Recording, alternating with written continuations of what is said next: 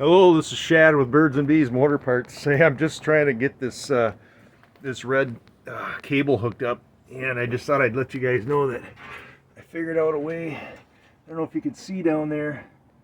I guess you can't. I got that that red cable hooked up to the starter with the nut started, and I can actually reach my hand all the way in there. I got my half-inch wrench, and I'm getting my arm underneath the headers just to the side of the steering there, and I'm actually able to tighten this positive terminal cable without having to take the headers off. And I thought that was kind of cool. I didn't think there was any way from my research that there was any way I was going to be able to do this, but I'm able to get that wrench down in there and tighten that up just enough so I don't have to take the headers off, and I don't have to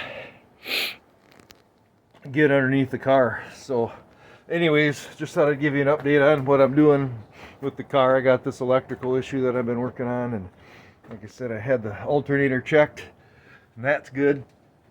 And I got that new battery, and now with this new positive cable line, yeah, I'm pumped about getting this thing going again. So it's starting to warm up. Looks like we're going to be in the 40s again this week, and like I said, I want to be able to drive this buddy. So anyways, I just thought I'd share that with you today, that it is possible to get that positive line on the starter without having to take the headers off, without having to jack the car up, without having to get under the car.